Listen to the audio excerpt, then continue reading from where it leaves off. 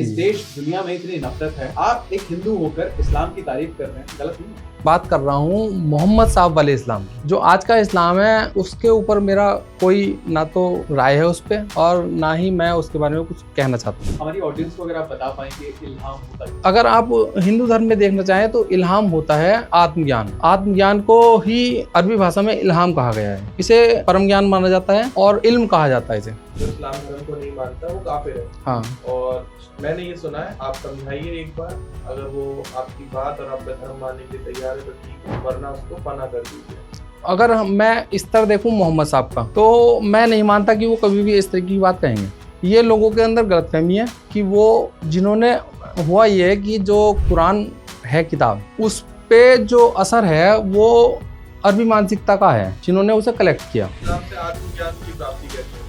धर्म जो है अपनी समझ को बढ़ाने का विज्ञान है, जिससे ईश्वर तत्व का ज्ञान होता है। मतलब अपनी समझ को इतना बढ़ाना कि ईश्वर तत्व का ज्ञान हो जाए, वहाँ तक का वो है कॉन्सेप्ट है। इस देश के 70% लोग ये मानते हैं इस्लाम एक समस्या है। आप किस तरीके से लोगों को समझाओगे, देश की जनता को समझाओगे कि इस्लाम एक समाधान है? देखो, समझाने वाला तो ऊपर वाला है, मेरा काम तो प्रयास करने का है।